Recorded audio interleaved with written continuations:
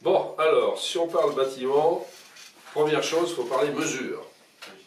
C'est la base. La coudée. Ah, la coudée, bien entendu. Bien entendu. La coudée. Donc là, tu m'obliges à sortir mes outils. Alors, mon premier outil, c'est ma canne de bâtisseur. Okay. Hein, le chef de chantier. Okay, on dirait une canne de géomètre. Non mais là, il faut que ça s'entende. C'est le chef quand même. Donc le chef de chantier, il a sa canne avec ses mesures, sa coudée. D'ailleurs, toi, tu as une belle coudée, j'ai l'impression. N'aurais-tu pas une coudée royale par hasard? Pas de familiarité. Tiens donc, mais voir, eh ben dis donc, il te manque à peine un petit centimètre pour avoir une coudée royale. Bravo. Elles disent tout ça. Bravo. La coudée royale. Donc la coudée. Ensuite, le pied. Ok. L'empan. La palme. La paume. Puis le pouce. Donc ça, ce sont les mesures naturelles qui ont été utilisées pendant des siècles et qui sont toujours utilisées. Puisque nos voisins américains, anglais, les utilisent toujours. Donc c'est pas un système obsolète, bien au contraire. D'ailleurs, méfions-nous. Peut-être que le système métrique pourrait disparaître. Okay. Parce que la suprématie industrielle, elle n'est pas vraiment chez nous. Heureusement que les Chinois sont des gens habiles et ils travaillent pour le monde entier. Donc les Chinois, de temps en temps, travaillent en pouces et en pieds pour les uns, mais ils gardent bien le système métrique pour pouvoir travailler avec les autres. Mais donc, les mesures naturelles, c'est pouce, pied, coudée, etc. Ça posait quelques problèmes. Parce que tu imagines, toi, ta coudée, moi la mienne, plus modeste. Voilà. Bon, fait ce qu'on peut. Hein. Et donc, je te vends 3 coudées de tissu, et tu viens me voir en colère, tu me dis, oh, ça va pas là, il en manque. On avait dit 3. Et Eh comme oui. la virgule n'existait pas encore. Voilà. Hein. Donc, ça a été quand même un sujet assez compliqué, cette affaire, qui, au bout d'un certain temps, a fini par provoquer une révolution, quand même, hein, puisque la principale revendication de 1788 à 1789 dans les cahiers de doléances, c'était qu'il n'y ait plus 2 poids ni 2 mesures dans ce pays. Okay. Eh oui. Et donc les mesures, ça énervait un peu le monde, parce que comme les mesures étaient un peu élastiques, ça compliquait quand même la vie des gens. Ils se rendaient bien compte qu'ils se faisaient gruger, mais ils n'avaient pas non plus une instruction suffisante pour être précis. Donc il y a eu une réclamation qu'il n'y ait plus de poids de mesure. Et là, la Convention décide de fabriquer un système qui soit le même pour tout le monde. Alors, on est arrivé au bout de 10 ans quand même, il a fallu une dizaine d'années, pour mettre au point le système métrique que nous utilisons aujourd'hui, qui est le seul légal en France. C'est pour ça que quand on nous vend des téléviseurs en pouces ou des pneus en pouces, ce n'est pas une mesure, c'est un type de pneu. Mais, malgré tout, ça existe. Et c'est Monsieur Maître qui a amené le... Ah, Monsieur Maître. Ou comment? Ça, c'est une bonne question, Gauthier. Vraiment, vraiment, j'ai un interlocuteur intéressant. Il pose des questions, c'est bien. Eh bien non, Monsieur Maître, pas du tout. Parce que les gens qui ont été chargés de créer ce système, c'était tous les savants de l'époque, dont certains sont bien connus, parce qu'ils ont des places partout, des rues partout. Condorcet, Monge, Laplace, Lavoisier, grand chimiste. Donc, des gens du métier, j'allais dire, hein, du métier des sciences. Et quand ils ont inventé ce système, ben, il a fallu déjà choisir une mesure. Puis après, lui donner des noms. Parce que les noms, on ne voulait pas que ça rappelle l'ancien régime, surtout. Et surtout pas qu'il y ait de confusion possible avec les mesures, coudées, etc. Donc, ils se sont demandé quels mots ils allaient choisir. Et pour avoir une mesure qui soit universelle, parce que c'était dans l'esprit des droits de l'homme, hein, voilà, exactement, hein, la Déclaration universelle des droits de l'homme, tout le monde tous les hommes sont égaux, etc. etc. Hein. Donc ils voulaient avoir des noms qui ne soient pas spécifiquement franco-français. Et ils se sont dit, ben, si on veut fabriquer un système qui soit vraiment universel, que tout le monde puisse utiliser, qui représente quelque chose, on va s'appuyer sur les grandes civilisations, c'est-à-dire Rome et la Grèce, Et ils sont allés chercher dans ces civilisations des mots qui désignent les choses. Or, en grec, il y a un mot qui veut dire la mesure. C'est le mot métron. Et donc, ils ont choisi le mot mètre comme base du système. Okay. Voilà. Donc, le mètre n'a pas été choisi au hasard encore. Okay. Ça symbolise la mesure. Okay. Hein, avec un grand M, hein, c'est la mesure majuscule. Eh ben, fantastique. Voilà. Et alors, une fois qu'on a la mesure, qu'est-ce qu'on fait? Une fois qu'on a le mètre, oui, mais le mètre, qu'est-ce que c'est? Faut-il encore le définir? Parce qu'un mètre, ça pourrait être ça, ça pourrait être ça. Ben pourquoi c'est ça? Hein? Eh ben parce que là encore, ils se sont dit, il faut qu'on base ce mètre sur quelque chose d'universel. Or, qu'est-ce qu'il y a d'universel à tous les hommes qui habitent sur Terre? Eh non. Eh non. La seule chose qu'on ait tous en commun, c'est la terre sur laquelle on pose nos pieds. Donc, ils ont envoyé 2 géomètres, Delambre et Méchain, pour mesurer la distance, la longueur d'un méridien terrestre. Ils ont mis quelques années avec des péripéties extraordinaires. Lisez le bouquin Le Maître du Monde de Denis Yench qui raconte ça. C'est mieux qu'un roman policier. Okay, je le mettrai dans la description. Ah oui, ah, Le Maître du Monde incontournable. Maître M-E-T-R-E, bien entendu. J'imagine. Ah, voilà. Et ils ont déterminé la longueur du méridien. Et ils se sont dit, ben voilà, le méridien, ça mesure tant. Et nous, les mesures qu'on utilise, ben c'est des morceaux grands à peu près comme ça. Donc, par rapport au méridien, qu'est-ce qu'on fait? Eh bien, on va le partager. Eh bien, ils l'ont partagé en 1 million. Puisque aujourd'hui, on peut estimer que le tour de la Terre, c'est 40 000 km en moyenne. On divise par 4 pour faire 1/4, 10 000. Eh bien, 10 000 divisé par 1 million, ça fait la longueur du mètre. Donc, pendant longtemps, le mètre s'était basé sur la longueur d'un méridien terrestre. Voilà. Donc c'est pour ça qu'on a un mètre qui mesure ce qu'il mesure aujourd'hui. Parce que le mètre, ça n'existe pas dans la nature. Ce n'est pas une mesure naturelle, c'est une mesure choisie. Okay. Mais elle a été basée sur la mesure de la Terre. Alors depuis, il y a eu des améliorations parce qu'évidemment, comme les technologies ont beaucoup avancé, on a besoin d'une beaucoup plus grande précision. Donc aujourd'hui, le mètre, il est basé sur des longueurs d'onde atomiques pour avoir une précision atomique. Voilà. Donc, on a le mètre. On va peut-être. Qu'est-ce qu'on en fait? Voilà. Eh bien, le mètre, qu'est-ce qu'on en fait? Première chose, on va le couper en morceaux. Parce qu'on ne mesure pas toujours des trucs comme ça. Hein. On peut mesurer plus petit. Alors là aussi, ben, comment on mesure pour que ce soit pratique? Et là, ils se sont servis du système décimal, puisque la virgule existait déjà, en 1700, disons 1800, quoi, en gros. Donc, on partage le mètre en 10, en 100, en 1000. Voire 1 million, etc., pour avoir des mesures, des sous-multiples. Donc 10 décis, 100 centi, 1000 milli. Alors là aussi, ils sont allés chercher chez les Grecs et chez les Latins.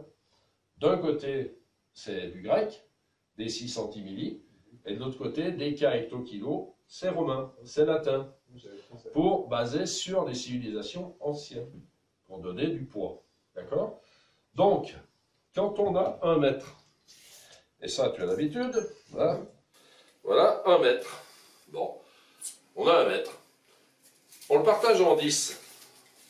Ça donne une mesure que malheureusement, on n'utilise jamais, une unité, le décimètre. Le décimètre, c'est pas rentré dans les usages.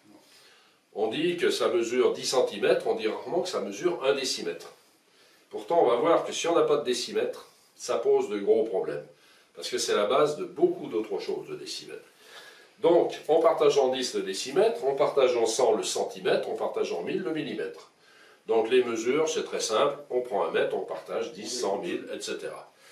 À partir de là, on va pouvoir parler de surface. Alors chez les Anglais, ben, 1 pouce, ça devient 1 pouce carré. Square. Voilà. Chez nous, voilà. Je vais commencer, on va le mettre ici parce qu'on le verra bien, je suppose. Oui, on va zoomer s'il faut, il n'y a pas de souci. Voilà, donc un petit carré. Alors j'ai commencé par le centimètre parce que le millimètre c'est tellement petit que j'ai pas pu fabriquer un millimètre carré. Non. C'est minuscule. Bien que tout à l'heure tu seras surpris de voir ce que je vais te montrer. Donc là, si je n'ai pas de millimètre carré, j'ai autre chose. Très bien. Donc là, tu as dessiné... Non, j'ai fabriqué. Tu as fabriqué 1 cm carré. Bah oui, c'est un carré dont la mesure est d'1 cm. 1 cm, 1 cm, 1 cm, 1 cm. Voilà. Bah, alors on commence à faire de la mosaïque là. Hein, ok. Alors à partir du centimètre, après on a le décimètre. Hein, et bien là on a un décimètre carré. Voilà. Ou 10 cm carré. Ah, bien, Gauthier. Bien. J'ai révisé en Eh ben, il va falloir réviser encore, hein, mon pauvre Gauthier. Là, on n'est pas sorti de l'auberge, hein, excuse-moi, mais imagine que tu prends les petits carrés roses. Oui. Dis-moi combien il t'en faudra pour couvrir mon décimètre carré. Alors, des carrés roses, il faudra 10 ici, 10 là. Oui, bah, si tu t'y prends comme ça, t'es pas un bon carreleur. Ok, pardon. Donc on va 10, 10, Voilà. 10 fois 10, 100. Et voilà, merci Gauthier. Donc, c'est pas 10 cm carrés dans un décimètre carré, c'est 100. Ah, le piège. Non, c'est pas un piège, c'est toi qui te l'es fabriqué tout seul. Hein? Donc, le décimètre carré, c'est un carré d'un décimètre. C'est la surface qui est là. Après, il va falloir le mètre carré. D'ailleurs, on aurait dû commencer par là. Ben, je vais te présenter Monsieur Mètre Carré. Peu de personnes ont déjà vu 1 mètre carré. Parce que finalement, c'est grand. À part les carreleurs qui aujourd'hui voient des mètres carrés de temps en temps, ça leur fait pas plaisir. Parce que poser des carreaux d'1 mètre carré, tu imagines le bazar. Donc, je vous présente Monsieur 1 mètre carré quand même. C'est énorme. C'est grand. N'est-ce pas? Eh bien oui, c'est un carré qui fait 1 mètre par 1 mètre. Donc Gauthier, je te pose la question. Des carrés d'1 décimètre, t'en mets combien? Eh ben, c'est la même chose, j'en mets 10, 10, voilà. 10, 10, 10, donc j'en mets 100. Voilà. Et comme tu es un bon carreleur, on peut le faire avec du carrelage, tu vois. Tout à fait. Hein? Parce qu'il fut un temps, on avait des carreaux de 1 décimètre. Okay. Carreaux qui deviennent maintenant des antiquités, parce que ça n'existe plus vraiment. Ok? Donc à partir de là, eh bien, une fois qu'on sait ce que c'est qu'un mètre carré, 1 centimètre carré, 1 décimètre carré, on peut évaluer toutes les surfaces que l'on va utiliser couramment dans le bâtiment. Ok, donc ça c'était pour la compréhension des surfaces. Voilà, pour les surfaces. Et moi, j'ai une petite contribution à faire. Oui. C'est que, alors j'ai gardé ton mètre carré. Merci. On sort du sujet sans vraiment sortir du sujet, mais on reste dans le vocabulaire. Oui. Qu'en espagnol, plier, ça se dit doblage. Donc en espagnol, plier, c'est doubler. Et je me suis posé la question pourquoi, et un jour, peut-être au détour de tes ateliers, je me suis dit, ah mais oui, quand on plie quelque chose, le dessin qui nous reste, eh ben, il est doublé.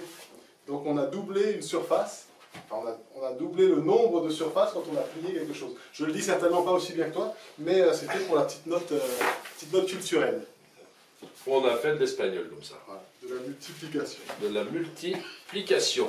Alors, ben, et comme tu viens de le dire, tiens, multiplication, qu'est-ce que ça veut dire? Allons-y. Ah bah. Et ben voilà. Et ben voilà. Franchement, hein, qu'est-ce que ça veut dire?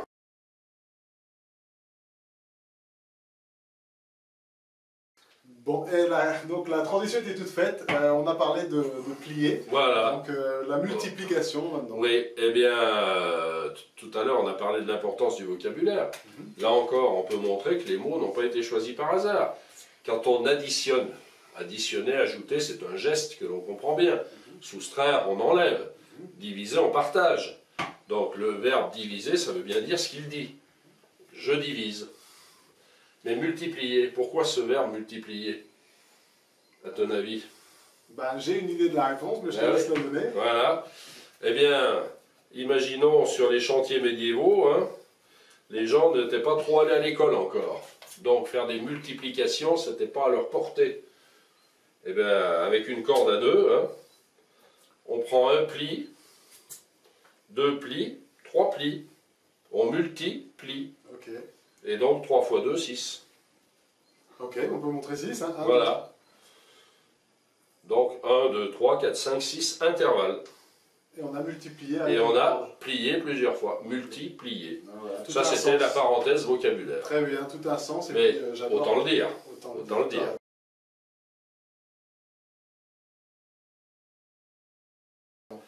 Donc pour les surfaces, on est d'accord. Une fois qu'on sait ce que c'est qu'un centimètre carré, 1 décimètre carré, on le pose dessus, on peut évaluer des surfaces, il n'y a pas de problème. J'ai insisté sur le décimètre. Parce que maintenant, si on passe au volume, Bon, on va parler en cubes, puisqu'un volume, c'est pas plat. Donc là, j'ai un cube qui mesure 1 cm. Donc c'est un centimètre cube. Oui, mais là quand même, alors ça va être difficile. Mais dis-moi ce que tu vois là-dedans. Ah, tu as trouvé, il ne faudra pas le perdre. J'imagine que c'est un millimètre cube. Eh ben, tu imagines bien, mon cher Gauthier. Bravo. C'est un vrai millimètre cube fabriqué avec une très grosse machine, parce qu'il faut des grosses machines pour pouvoir fabriquer des choses petites. Voilà. Bon, ben, vous en verrez jamais un ailleurs, à mon avis. Hein. C'est exceptionnel. C'est assez exceptionnel. Fabriqué sur mesure. Donc, le millimètre cube, le centimètre cube, et là, le décimètre cube. Eh bien, le décimètre cube, évidemment, un cube d'un décimètre. On revient à l'histoire du système métrique. Une fois qu'on a mesuré les surfaces, les volumes, ben, il faut mesurer les capacités. Aujourd'hui, on ne fait plus trop la distinction entre volume et capacité. Mais c'est dommage parce que ça ne dit pas la même chose. Un volume, c'est des cubes. Une capacité, c'est ce qu'on va boire. C'est ce qu'on est capable de mettre dans un tonneau. C'est la capacité d'un récipient. Et ça, on la donne rarement en mètres cubes, mais plutôt en litres. Sauf que le litre, c'est pareil que le centimètre et que le mètre, ça n'existait pas. Il a fallu déterminer ce qu'est un litre. Alors, imaginons le millimètre cube, hein, que l'on a aperçu. Le centimètre cube, on voit très bien ce que ça fait. Le décimètre cube, et si on imagine un mètre cube, ça fait vraiment un très beau cube. Dans les quantités que l'on utilise au quotidien, ben évidemment un mètre cube c'est énorme. Un centimètre cube c'est pas grand chose, et un millimètre cube, n'en parlons pas, c'est même pas une goutte d'eau. Une goutte d'eau c'est 5 à 6 millimètres cubes. Donc, les savants, Lavoisier entre autres, parce que c'est lui qui a beaucoup bossé sur le sujet, il s'est dit, ben finalement la quantité qui va bien au quotidien c'est ça. Si je remplis cette boîte, ça parle à tout le monde. Eh bien ça, ce sera 1 litre. Okay. Donc si on n'a pas de décimètre, on n'a pas de décimètre cube. S'il n'y a pas de décimètre cube, il n'y a pas de litre. Okay. Donc le litre, c'est ce qui rentre là-dedans. Ok. Et ça ne se discute pas. Très bien. Et c'est pour ça que moi j'ai des problèmes, ou beaucoup de gens ont peut-être des problèmes avec la conversion. Je vois très bien. Tu vois ce que je veux dire? Oula, je vois très bien. Alors avec la conversion, donc ça, je viens de me l'expliquer maintenant, oui. C'est qu'on est parti sur une base mètre pour faire tout ce qui était les mesures de centimètres, oui. Mais qu'au lieu de partir sur l'équivalent de la base mètre pour les volumes ou les capacités, oui. On est parti sur une base litre qui était 3 fois plus, enfin qui était beaucoup plus petite, qui était, je n'ai pas m'embrouiller dans les zéros parce que c'est exactement là où est le piège. Oui. Oui, c'est ça. Enfin voilà, ben, je te laisse approfondir des 5 minutes. Oui, alors là, il y a un double problème. Là, il y a un double problème. C'est que les litres, c'est comme les mètres. Ça se partage en 10, en 100, en 1000. Donc on a le décilitre, le centilitre, le millilitre. Donc 1 centilitre ben, est au litre, ce qu'un centimètre est au mètre. C'est-à-dire que dans un litre, il y a 100 centilitres. D'accord ? Sauf que, si on parle cube, ça c'est un décimètre cube. Des centimètres cubes, tu en mets combien là-dedans pour remplir? 1000. Eh bien oui, puisque dans une rangée on va en mettre 10, on va faire 10 rangées, ça va faire un étage, ça en fera 100, 10 étages, ça en fera 1000. Donc dans un décimètre cube, il y a 1000 centimètres cubes. Oui, mais c'est 1 litre aussi. Donc 1 litre, 1000 cm3. 1000 cm3. Oui, mais alors le centilitre là-dedans. Et c'est là que tout le monde se perd un petit peu. Et bien comme un centilitre, c'est 1 centième de litre, ben voilà, ça c'est 1 litre. J'ai 10 rangées, 10 étages. Et bien 1 centilitre, c'est ça. C'est-à-dire que pour remplir 1 litre, il faut 10 bâtons comme ça. D'accord? Oui, non, pas d'accord. Pas d'accord? Non, pardon, 100. Oui, voilà. Pour remplir le litre, donc dans une rangée, je vais en mettre 10, il y aura 10 étages, donc il y aura 100 bâtons comme ça. Okay. Donc 1 centilitre, c'est ça. C'est-à-dire qu'un centilitre, c'est 10 cm3. Voilà, et c'est l'erreur que j'ai faite tout à l'heure Et en voilà. disant que ça, c'est Voilà. 10 cm². Voilà. Ok. Donc, les litres, c'est comme les mètres, ça marche en 10. Par contre, les cubes, ça marche en 1000. 1 cm3, dans 1 cm3, il y a 1000 mm3. Dans 1 décimètre cube, il y a 1000 cm3. Ok. On n'est pas dans le même rapport. Ok. Et... Donc ça, c'est pour tous les volumes simples. Bah déjà là, il faut suivre. Il faut Non, suivre. non, non. La seule chose à retenir, c'est ce que c'est qu'un centimètre cube. C'est un cube qui fait 1 centimètre d'arête. Le décimètre cube, un cube qui fait 1 décimètre d'arête. Et puis on voit bien que là, ben, on va mettre 1000 dedans, hein. Il n'y a rien à discuter. Donc il n'y a même pas besoin des tableaux de conversion, c'est pour ça que je n'écris même pas au tableau. Parce que je préfère que l'on pratique pour se souvenir de ce que c'est qu'un centimètre cube. Donc si tu veux, on va laisser reposer un petit peu toutes ces unités, et puis on va préparer notre matériel pour voir comment on peut mesurer des volumes. Ok, et alors on va aussi passer au concret, comme Voilà. on l'a dit. Donc par exemple, sur une surface d'enduit, on va calculer le volume de matière nécessaire pour faire une surface. Par exemple, Ça joue? on peut. Super. Eh ben, Voilà, c'est parti. merci, à tout de suite. À tout de suite. Fatigue. Eh oui. Alors, tu es toujours sur la chaîne Faisons le mur. Aujourd'hui, on va parler des quantités de mesure du volume. Donc, quand on prépare son enduit, comment s'en sortir avec ce fichu 0 qu'on ne sait jamais où le mettre, ou cette fichue virgule. Donc, voilà. On continue avec Jean Bruas. Explique-nous où mettre la virgule, s'il te plaît.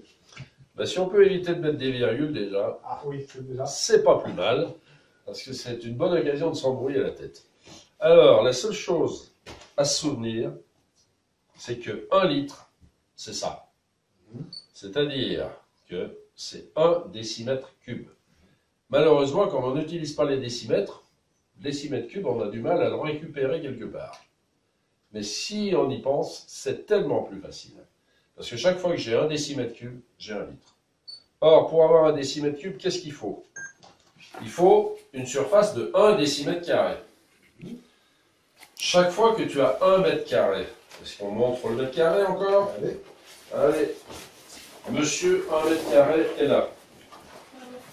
Donc, souvent, quand on parle des enduits, on va parler en mètre carré. Parce qu'on n'est pas à 1 demi-mètre carré de près quand on prépare. Donc, admettons qu'on ait une façade de 12 mètres de long, 5 mètres de haut, 60 mètres carrés. Hein? Puisqu'on va poser ce carré 12 fois dans une rangée, 5 rangées, donc il y aura 60 carrés comme ça, donc il y aura bien 60 mètres carrés. Jusque-là, tout va bien. Donc là, je montre encore une fois qu'on n'a pas besoin de formule pour calculer une surface. Il suffit de se réaliser ce qu'est 1 mètre carré, puis on pose les carrés. Voilà. Dans sa tête. Hein. Donc j'ai 60 mètres carrés. Combien de décimètres carrés? 1, 2, 3, 4, 5, 10. 10 fois 10. Donc, 1 mètre carré, c'est 100 décimètres carrés. Oui. Ça commence à faire beaucoup. Oui. D'accord? Bien. Alors, Je vais m'en occuper. merci.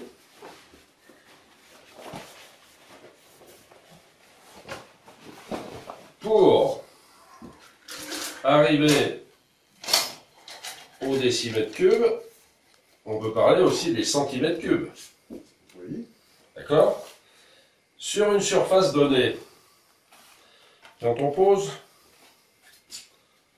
1 centimètre cube sur 1 décimètre carré, ça fait pas grand-chose. Hein? Non. Non. Maintenant, on peut le voir de toutes les façons qu'on veut. Soit on part du décimètre carré. Et on sait qu'un décimètre cube, il y a 10 étages. D'accord? Toujours C'est bon? Ok. Alors ton enduit, il fait quelle épaisseur? On va dire 0,5 cm. 0,5 cm. En plus, il ne nous facilite pas la vie. Hein. Oui, bah c'est comme ça Bon. sur le chantier. Donc, Oui, c'est comme ça sur le chantier. Alors on va commencer par 1 cm. oui. Puis après, une fois qu'on saura par 1 cm, on arrivera peut-être à diviser. Par deux. Ah, il suffira de diviser par 2. Donc, tu imagines le mètre carré. Combien de centimètres cubes on va poser? C'est-à-dire qu'en épaisseur de 1 centimètre, c'est bien ça. Hein. Oui, oui. Donc si je pose 1 cm3 sur 1 décimètre carré, je vais en poser 100. Ok. Oui. Sur 1 mètre carré, on va en poser 10 000. D'accord? Non pas 1000, 10 000. Eh bien oui, puisque on a vu qu'un décimètre carré, c'était 100 décimètres carrés. On est d'accord? Oui. Donc, sur 1 mètre carré, il faut 10 000 cm3 pour avoir une épaisseur d'1 cm. Ok, donc ça c'est déjà des bases à se retenir. 1 mètre carré égale 10 000 cm3. Ouais. Et 1 litre, c'est 1 décimètre cube, c'est-à-dire 1000. 10 000 divisé par 1000, ça fait 10 litres. Ok. Donc, la seule chose à se souvenir, c'est très simple. Une épaisseur d'1 cm sur 1 mètre carré, c'est 10 litres. Voilà. Voilà, enfin une formule de ça. Il n'y a pas besoin de formule. Ouais. D'accord? Ouais. Donc, si tu mets un demi-centimètre, ce sera 5 litres. 2 cm, 20 litres. Donc, une épaisseur d'1 cm sur 1 mètre carré, c'est 10 litres. Exemple, on a une surface de 14 mètres carrés à faire chez soi d'enduit. Donc je sais que 14 mètres carrés, c'est 14 fois 10 litres, puisque c'est 14 fois 1 mètre carré sur une épaisseur d'1 centimètre. Et donc 14 mètres carrés, ça nous fait 140 litres. Voilà. Ou alors, pour un demi-centimètre, 70 litres. Très bien, super. Bravo, Gauthier. Ça, je m'en sortirai à tous les coups. Bravo Gauthier, je vois que tu as tout compris. Ah bah, très bien, j'espère Donc, que tout le monde comprend. Une épaisseur d'1 centimètre sur 1 mètre carré, ça fait 10 litres. Et là, on n'y peut rien. Et ça se comprend grâce au décimètre cube, qui lui fait 1 litre, et qu'il faut 1000 cm3. Moi, souvent, j'ai remarqué dans différents domaines, il suffit d'entendre une phrase, la phrase qui va bien, Voilà. et à partir d'une phrase, ça débloque vraiment toute la compréhension. Donc là, 1 cm², 10 litres, incroyable. Alors, si tu permets, il y a un autre calcul qui est souvent utile quand on est maçon, c'est le béton. Parce que là, tu es dans les enduits, c'est joli, tu fais de la déco. Comme ici, par exemple, là, on a des enduits à la chaux, magnifiques. Donc, là, on a un peu moins calculé parce qu'il y a des pierres, donc on fait ça au fur et à mesure, peu importe, on triche. Quand on fait de la maçonnerie, souvent, on va commander le béton à la centrale. Si on commande 5 mètres cubes quand il en faut 50, ça va poser un problème, et si on en commande 50 quand il en faut 5, ça va poser un autre problème. Donc, il vaudrait mieux savoir où on en est. Or, quand on fait des fouilles pour faire des fondations, les fouilles, elles font 50 de large, centimètres, 0,50 m, mais aussi 5 décimètres. Ça, on l'oublie. Okay. D'accord? Si tu prends 1 mètre de long, 50 de large, et 80 de profondeur, c'est la cote hors gel. D'accord? Tu convertis tout ça en décimètres. 50 cm, 5 décimètres. 80 cm, 8 décimètres. 1 mètre, 10 décimètres. Donc le nombre de décimètres cubes qu'on va mettre dans ce 1 mètre de longueur, ça sera 5 en largeur, 8 en hauteur, 8 x 5, 40, x 10, 400. C'est-à-dire qu'au mètre, il te faudra 400 litres. Ok, et ça y est. Or, 1 mètre cube, comme on l'a vu, dans 1 mètre cube, on met 1000 décimètres cubes, c'est-à-dire 1000 litres. Donc si tu as 1 mètre de fouille, 400 litres, 2 mètres, 800 litres, etc. Et donc, tu vas avoir tout de suite le nombre de mètres cubes, puisque dans 1 mètre cube, c'est 1000 décimètres cubes. Voilà. Okay. Et ça évite de faire des erreurs grossières. Tout à fait. Et là, on comprend bien l'intérêt de raisonner en décimètres cubes. Et voilà. En décimètres, oui. Bien sûr, décimètres cubes. Pour avoir décimètres cubes pour le litre. Pour le pratique. Voilà. Superbe. Voilà. Donc, pour le moment, on peut s'arrêter là. Et puis, on fait une autre petite vidéo pour les volumes qui paraissent compliqués. Ok, faisons ça. Pause.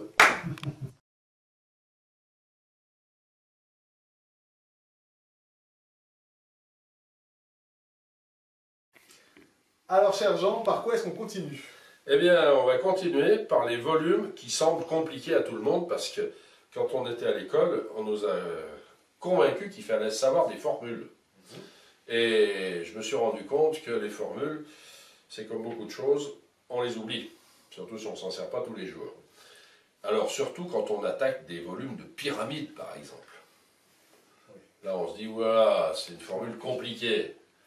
Eh bien surtout, voyons les choses autrement. Alors on va faire une petite expérience. Alors, pyramide, là, j'imagine qu'on peut, on peut transposer ça au tas de sable qu'on récupère sur On le verra, chantier. à beaucoup de choses. Ok, très bien. À beaucoup de choses. C'est-à-dire on va transposer ça à tous les volumes pointus. Les volumes pointus. J'appelle ça des volumes pointus. Parce qu'il y a les pyramides, il y a les cônes, c'est tout d'ailleurs.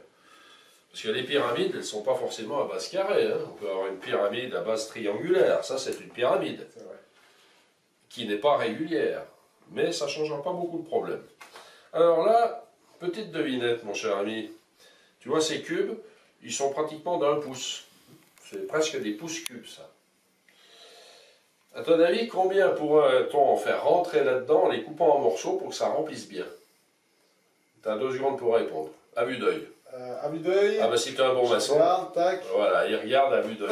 Bah oui, bah, Voilà, il prend le truc de... C'est pas à vue d'œil ça. Bon. Ah bon, bah, je pensais que si, parce que j'ai pas fait le cas. Ouais. Alors je dirais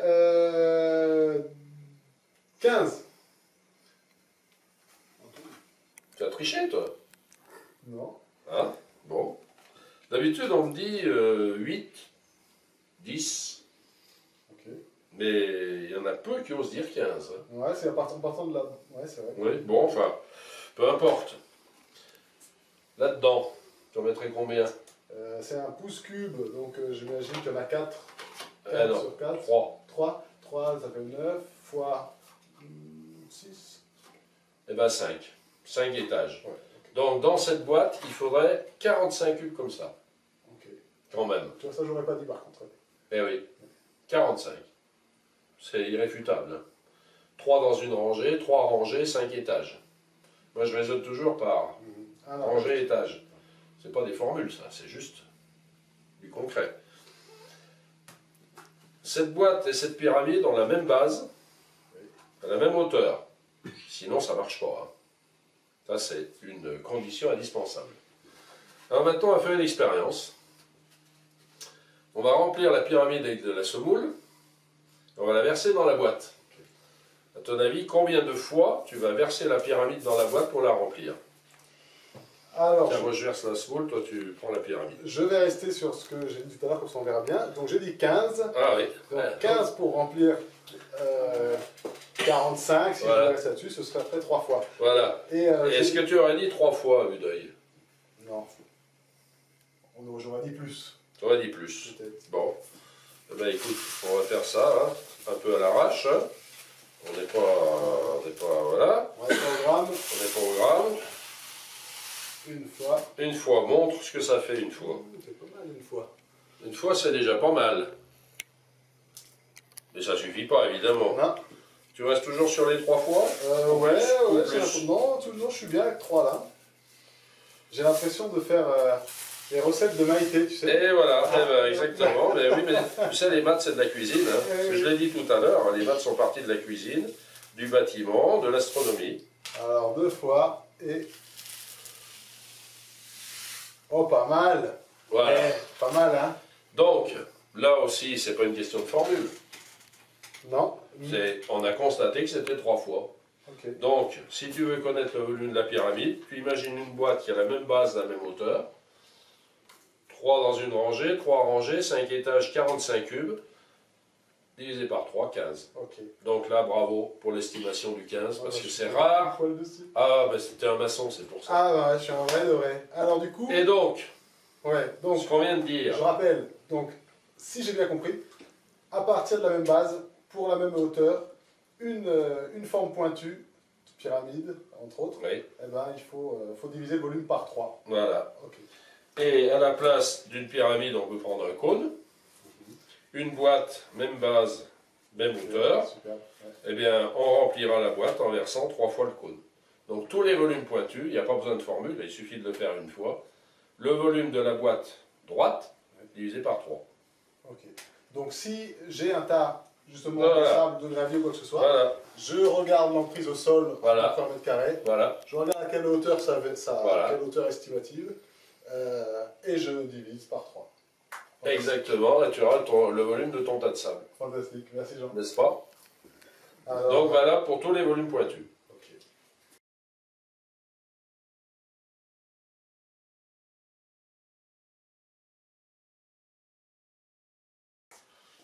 Ça y est Jean, alors j'aimerais qu'on reprenne nos petites manipulations et cette fois-ci pour voir les angles droits. s'il te plaît. Ah, bien sûr, parce que ça, l'angle droit, c'est quand même les fondations du bâtiment. S'il te plaît, oui. C'est quand même plus pratique quand on met des murs d'équerre. D'ailleurs, tu remarques que dans le bâtiment, on ne parle pas d'angle droit, on dit on met d'équerre. C'est vrai. Ah, n'est-ce pas, j'y tiens ça. Et d'aplomb, si c'est possible. Et d'aplomb, c'est pas mal. Je fais d'ailleurs des stages d'équerre et d'aplomb pour éviter de parler de maths. Ok, ah oui. Ah bah oui. Ah oui, parce que si on dit on va faire un cours de maths, tout le monde se sauve. Alors que si on dit on va faire de la construction et on va parler d'équerre et d'aplomb, Ah, tout le monde arrive au courant. voilà, ça laisse une... Alors, on peut imaginer que depuis que les hommes construisent, et ça fait quand même un certain temps, à un moment donné, ils se sont retrouvés devant ce problème d'avoir des murs d'équerre, parce que c'est plus facile pour poser la charpente. Ça a quand même un certain nombre d'avantages. Et pendant longtemps, ben, ils ont bidouillé comme ils ont pu pour que ce soit d'équerre. Tu imagines quand tu arrives sur un terrain nu, ben, les angles droits ne sont pas marqués. Hein. Donc, quand on va implanter la maison, il faut quand même pouvoir placer correctement les cordeaux, les chaises, etc. Hein. Et comment on va faire sur des grandes distances? Parce qu'on ne va pas trimballer sur le camion une équerre qui fait 10 mètres de long, ça n'existe pas. Ben, les maçons, depuis très très longtemps, ont inventé un truc formidable. Enfin, ils ne l'ont pas inventé, ils l'ont constaté. Ils se sont rendus compte d'une chose, c'est qu'il y a un triangle en particulier qui marche formidablement bien.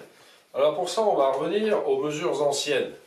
Ici, j'ai une corde à nœuds qui a 12 intervalles, et les nœuds sont espacés de 6 pouces, Ok. la Donc, moitié d'un pied. 13 nœuds et 12 intervalles. Et bien entendu, Ah, d'accord. évidemment, si on dit la corde à 12 nœuds, c'est faux. C'est une corde à 12 intervalles. Et encore une fois, on retrouve la douzaine. Ah, Eh bien entendu, comme par hasard. Hein? Alors, tu vois, là, Gauthier, ça va être très simple. Moi, je prends les deux extrémités de la corde. 1, 2, 3, 4. Donc là, tu vas tenir ça. 1, 2, 3. Tiens, tu tiens celui-là aussi, ce serait bien. Voilà. Et donc, 4 et 3, 7. Et 5, 12. Et voilà. Alors, qu'est-ce qu'on voit apparaître? Le fameux angle droit. Les murs sont d'équerre. Donc, le triangle 3, 4, 5, c'est devenu un triangle emblématique chez les maçons. D'ailleurs, en France, chez les maçons anciens, on l'appelait le tracassin. Le 3, 4, 5, quand on le divise, ça devient le tracassin. Le tracassin. Et donc, on implante les murs grâce au triangle 3, 4, 5. À partir de celui-là, on peut faire le 6, 8, 10, ça en double. On peut faire la moitié, ça marche aussi. Et donc, ça permet d'avoir des murs d'équerre. Or ça, on est sûr que ça remonte à au moins 4000 ans. Ça remonte à au moins 4000 ans parce qu'on a retrouvé une tablette qui a été répertoriée sous le nom de la Plimpton 322 où il y a des séries des colonnes de nombres, Mésopotamie, hein, donc en écriture cunéiforme, bien avant les Romains, hein, où ils sont aperçus que chaque ligne représentait des mesures de triangle rectangle. Donc le 3, 4, 5, et puis plein d'autres. Comment ça? Comment elle représentait les mesures? Ah ben, ils avaient des unités, des coudées, des pieds, ils ont des colonnes de nombres, Ah, sur les colonnes? et chaque ligne représente un triangle rectangle. Ok. Voilà. Comme on fera un tableau des abacs aujourd'hui, hein, où on aurait des séries de nombres qui représenteraient des triangles rectangles. Ok. Donc le 3, 4, 5, le 5, 12, 13, etc. Mais pourquoi ils marchent ces triangles? Alors là, on va sortir un théorème, ça c'est un gros mot, qu'on appelle aujourd'hui le théorème de Pythagore. Et ça c'est une escroquerie du coup, puisqu'on s'aperçoit que Pythagore, il aurait vécu il y a 2000 ans, alors qu'en Mésopotamie, il s'en servait il y a 4000 ans. Donc, disons gentiment que Pythagore est un bon communicateur, à moins que ce soit une légende. D'ailleurs, vous pouvez regarder un film qui est très sympathique, qu'on a tourné avec des jeunes dans une médiathèque, Pythagore, ou presque, et qui raconte un peu cette histoire d'un Pythagore plus ou moins mythique. Ok, ben, je mettrai ça dans la description également. Voilà, merci. Parce qu'ils ont bien travaillé ces jeunes. Oui. Alors voilà le résultat, en fait, de ce qu'on peut obtenir. Là, on a un beau triangle rectangle, et qui est posé, comme chez les Grecs, hypoténuse, Face en bas. en dessous de l'angle droit. D'accord? Ce triangle, fabriqué par notre ami Jacques d'ailleurs, parce que sans lui, on n'aurait pas ces beaux triangles, disons-le. Pour rendre à César ce qui est à Jacques. Voilà. Exactement. Ce triangle a comme particularité d'avoir 3 unités sur un côté, 4 sur l'autre et 5 sur l'autre. Donc l'unité, peu importe, hein, 3 pouces, peu importe. Donc un carré qui a comme base 3, évidemment, a une surface de 9. 3 au carré. 4 au carré, 16. 9 plus 16, 25. Ben ça, c'est le théorème de Pythagore, version concrète. C'est-à-dire, si la surface du grand carré est égale à la somme des deux autres surfaces, c'est que le triangle est rectangle. Ok. Ah bah oui, puisque 16 et 9 font 24. Donc 25, s'il te plaît. 25. Oui, c'est mieux. En plus, c'est marqué, voilà, c'est écrit. très mauvais élève. Non, mais il fait exprès pour voir si je suis, en fait. Exactement. Voilà. Donc, la version concrète de Pythagore, c'est ça. Ok. Et on n'a pas attendu Pythagore, les maçons en particulier n'ont pas attendu Pythagore pour se servir du triangle 3, 4, 5 pour avoir des murs d'équerre. Et là, on retrouve aussi la corde à nœud, donc avec Bien entendu. 5 intervalles, 4 ici et 3 là. C'est bien, il suit au moins. C'est pas mal, hein? Ouais. Ok, Bravo. superbe. Très bien, donc avec ça, on n'a pas le droit de ne pas construire des murs d'équerre. Exactement, il n'y a plus d'excuses. Non, aucune. Il faut juste se servir du tracassin. Voilà, merci Jacques. Merci Jean, ça y est. Et merci Jacques aussi. Merci Jacques aussi. Voilà, très bien. Eh bien, à plus tard. Ah ben, à tout de suite.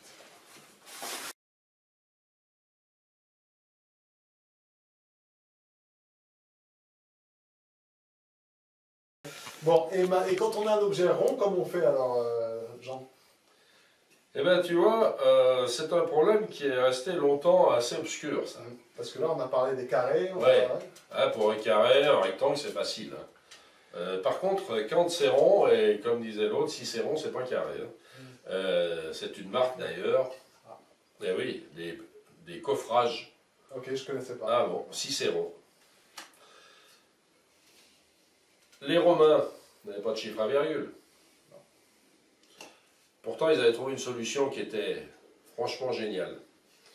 Alors, ils avaient simplement constaté une chose, à force de faire, c'est quand on a une roue qui fait 7 pouces. Là, j'ai fait en pouces. J'aurais pu faire en centimètres, j'aurais pu faire en mètres. 7 unités. Ben, le tour fait 22 pouces. Ok. Donc, il y a un rapport de 22 pour 7. Ok. D'accord? Ben aujourd'hui, comme on a des chiffres à virgule, hein, grâce aux chiffres arabes, on s'aperçoit que quand on fait 22 divisé par 7, ça fait 3,14. Le fameux 3,14. Et voilà, on arrive à pi. Ouais. Donc même les Romains qui ne pouvaient pas exprimer pi, d'ailleurs ils ne parlaient même pas de pi, hein, pi c'est une invention moderne ce mot, mais ils avaient déjà trouvé quand même, et on peut s'en douter, parce qu'ils en ont quand même construit des arcs plein cintre, hein, et quand même les spécialistes de l'arc plein cintre, qui n'est pas économique, mais qui est quand même efficace. Ils s'étaient rendu compte que si on veut estimer la longueur du tour, eh ben 22 septièmes, ça marche très très bien. Et les fractions, c'est toujours possible. Alors aujourd'hui, on a une autre façon de faire. Tu ne peux pas imaginer que pi se cache dans la boîte. À moins que ce soit la pi de Schrödinger. Eh bien, cette boîte, à ton avis, si tu attaches une fourmi qui fait le tour, combien de centimètres elle va parcourir? Réponse immédiate, sans réfléchir. 26. 26, très bien. Un peu plus quand même. Le diamètre, combien? 11,5. Voilà, c'est généreux. Bien. Alors, nous allons constater que le diamètre fait 10 cm. Ok. D'accord? Maintenant, je te laisse constater combien mesure le tour.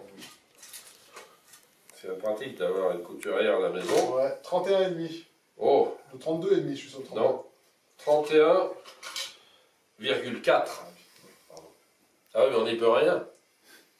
Ah, 31,4. Ok, ça y est, je l'ai. Et ben voilà. Ah, ok, nickel. Et on Voilà. retrouve pi, alors Eh ben oui, on n'y peut rien. Hein. La boîte, elle n'a pas fait exprès pour nous embêter de faire 31,4. Oui. Et si on prend une boîte de 10 cm, le tour fait 31,4. Donc le pi, on ne l'a pas inventé, on l'a constaté, encore une fois. Donc il ne faut pas commencer par une formule. Il faut quand même déjà savoir d'où ça sort, ce pi. Ben, du coup, là, le problème est assez simple. Hein. Je connais le diamètre, je multiplie par 3,14, ça donne la longueur du tour. Ok. D'accord?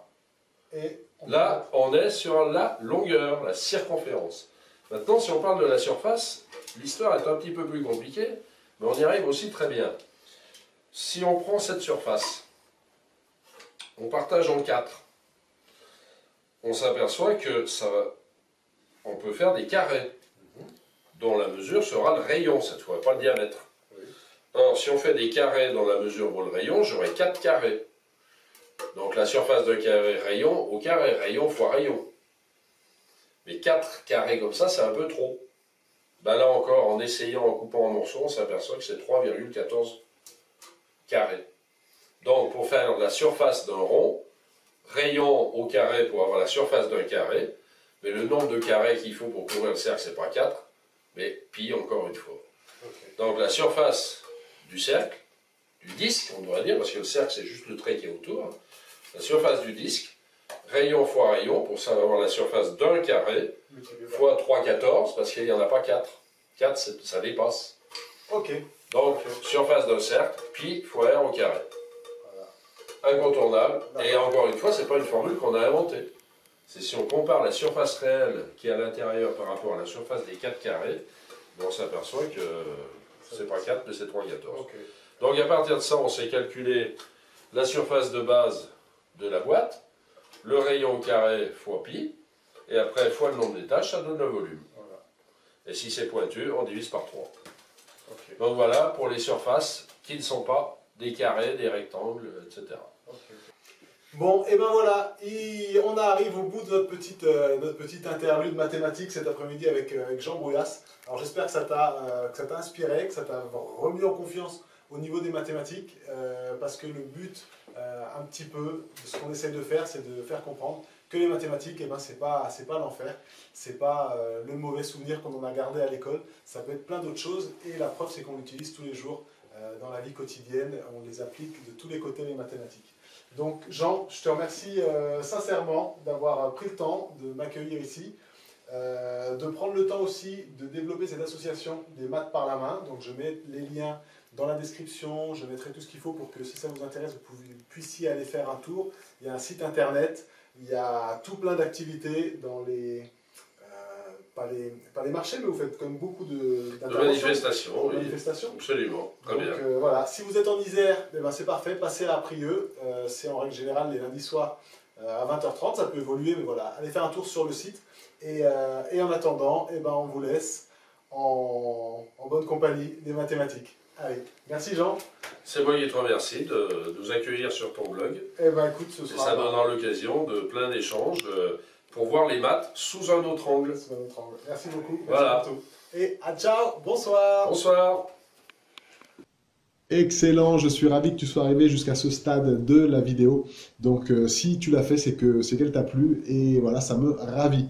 Alors, n'oublie pas que mon bonus est téléchargeable. Bonus sur tout ce qui est de la construction écologique, donc la construction en terre crue. Ça se passe dans la description. Dans la description également, le lien vers mon blog faisonsmur.com avec toutes les autres vidéos que j'ai pu tourner jusqu'à maintenant.